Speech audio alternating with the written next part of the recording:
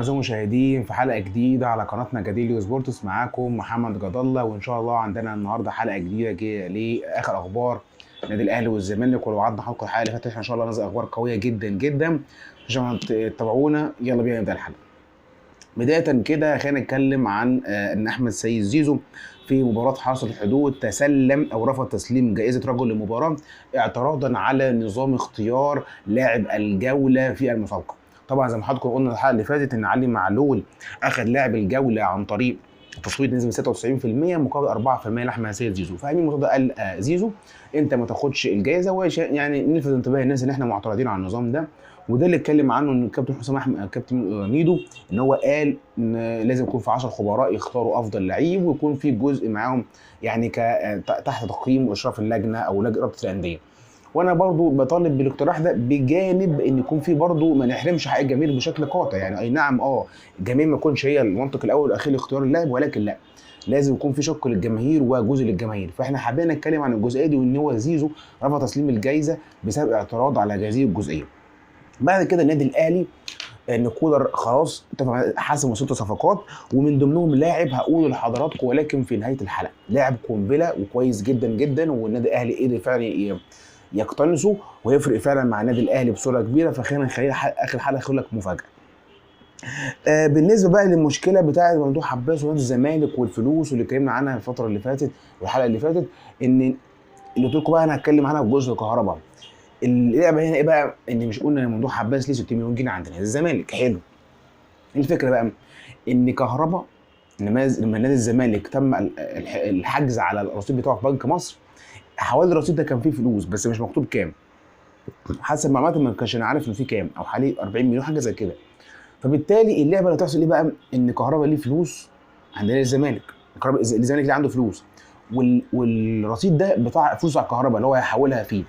فاللي ممكن يحصل ايه؟ ان كهرباء بدل ما يروح يحط الفلوس في البنك وتتحجز وتروح لممدوح عباس الرصيد ده اللي هو محجوز عليه ممدوح عباس، لا، هو الراجل ياخد الفلوس بتاعته كده في شنطته، يروح لممدوح عباس يقول له خد يا فندم الفلوس بتاعتك اهي اللي انت اصلا تاخدها من الزمالك بالحجز. يقول لا شكرا يا حبيبي انا مش عايز فلوس، يروح كهرباء ماشي.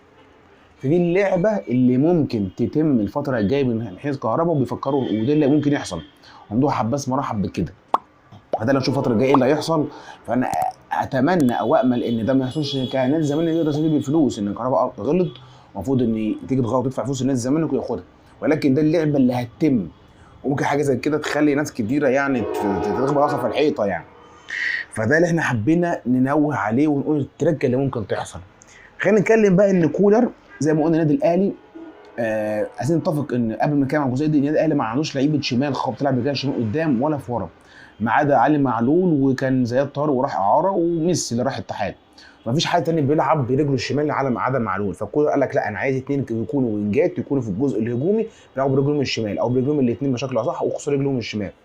فالنادي الاهلي يعني خلاص حسن بقى اللعيب اللي انا اقول لك عليه اهو اللي هو اسمه محمد الضوئي.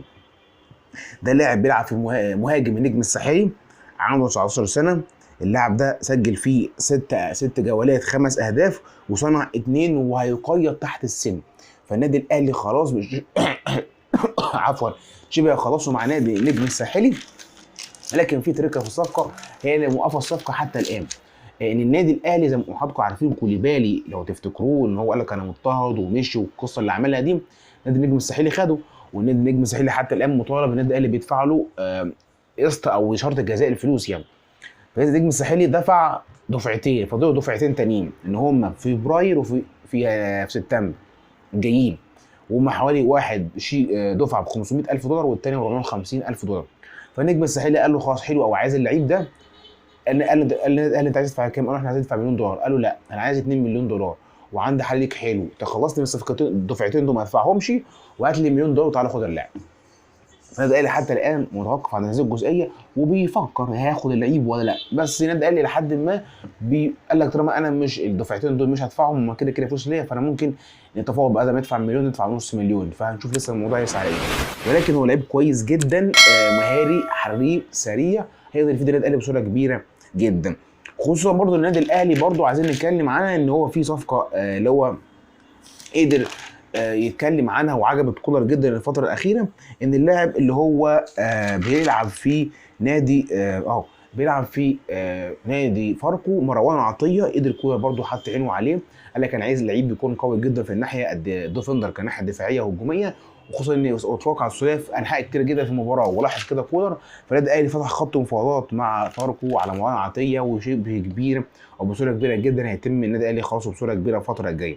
فده بالنسبه للنادي الاهلي واخباره والتفاصيل بالصفقات الخاصه بيه. نخش اخر جزئيه طبعا مع حضراتكم، الا وهي ان النادي الزمالك هيتعاقد بإجهاز صفقه كبيره جدا وضخمه اذا هتكون لاعب افريقي مهاجم، او هيكون برضه مهاجم ولكن من نادي الزمالك او فيريرا بشكل خصوصي عايز يتجه ناحيه القاره الجنوبيه او امريكا الجنوبيه، لاعب برازيلي وعايز ناحيه برازيليه، ان هو مش مقتنع تماما بسامسون وقال لك انا مش مقتنع بيه ومش عاجبني قوي، فهو بالتالي عايز يستغنى عنه او قال لك هديله اخر الموسم، وحد يكون في نفس كميه الجزيرة وسرعته وهيئته لما يكون في حالته.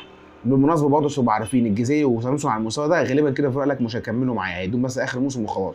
فبالتالي هو خلى نادي الزمالك يفتح خط مفاوضات خصوصا بعد رحيل زكريا الوردي، فعندك واحد اجنبي تقدر تستخدمه تستفيد بيه. ف غالبا نادي الزمالك بيبحث عن وينج ومهاجم من ناحيه من البرازيل او الارجنتين من ناحيه امريكا اللاتينيه، فهنشوف الفتره الجايه الزمالك فعلا هيقدر يجيب حد كويس على مستوى ويلبي رغبات فيريرا ولا لا.